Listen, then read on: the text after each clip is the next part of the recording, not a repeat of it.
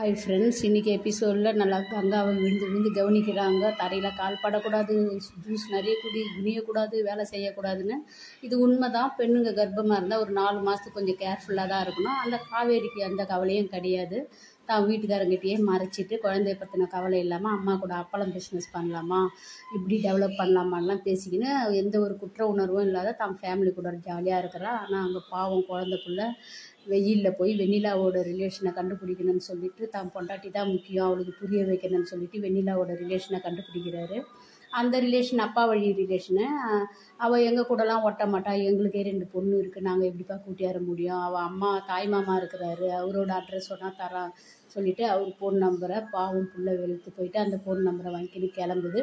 அவ்வளோ ஒரு கஷ்டத்துலேயும் காவேரிக்கு ஃபோன் பண்ணாமல் இல்லை, காவேரிக்கு ஃபோன் பண்ணி பேசுகிறாரு.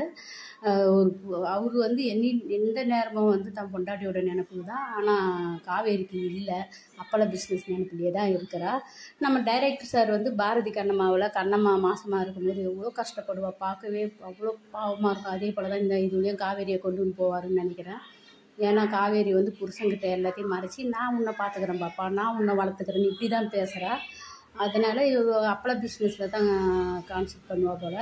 விஜய்கிட்ட சொல்லி விஜய் ஆனால் மைண்ட் வாய்ஸில் நினைக்கிறா தங்கத்தட்டில் வச்சு தாங்குவார். கிலோ கணக்கில் குங்குமப்பூ வாங்கி அந்த உங்கள் அப்பாவுக்கு தெரிஞ்சால் உங்கள் அப்பாவிலேருந்து கொஞ்சம் நம்ம தள்ளி இருக்கலாம், அவர் பிரச்சனையை தீர்த்துட்டு வரட்டோன்னு.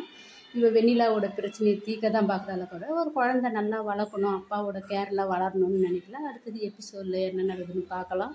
இங்கே யமுனாவும் நிவின் குமரங்கிட்ட பேசுகிறாரு, காவேரி மட்டுமா தனியாக போகிறான்னு சொல்லிட்டு அவன் மேலே உங்களுக்கு நாக்கிறன்னு யமுனா சண்டை போடுறா. அடுத்ததாக காவேரி கிட்ட உன்னால தான் என் வாழ்க்கை கிடப்போது, என் புருஷன் கூட என்ன பேசின அசிங்கமாக பேச போகிறா, கேவலமாக பேச போகிறா. அந்த வார்த்தை தான் காவேரி வாங்குற வரைக்கும் அவள் மற்றவங்க மேலே தான் கேராக இருப்பார தவிர தான் புருஷன் மேலேயும் தான் குழந்தை மேலேயும் கேராக இருக்க மாட்டா. அடுத்தது எபிசோடில் பார்க்கலாம். Bye by.